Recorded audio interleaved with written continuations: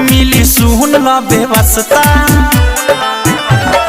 ढोरीपुर में पान खइह जोबनपुर में नसता, मोहन कला ताजा राजा कट जाई रसता।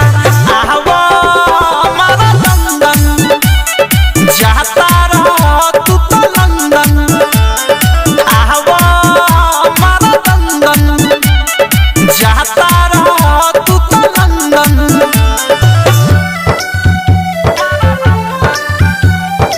म्यूजिक बाय विकेश भोजपुरिया।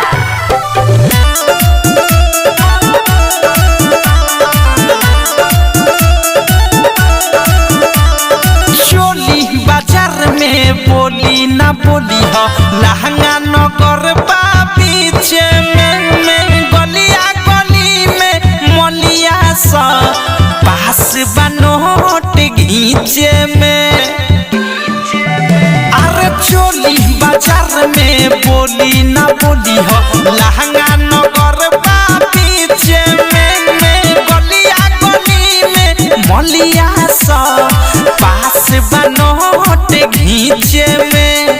झूलापुर रसगुल्ला खइह, सायापुर सब पापड़ी, महालपुर में मिश्री मिली सोट के खइह बाबरी। लालीपुर में घूमे सब छौरी खाली लाबरी, जाए के बेरी खालो हो जवानी के मुर्गा बहरी। आवा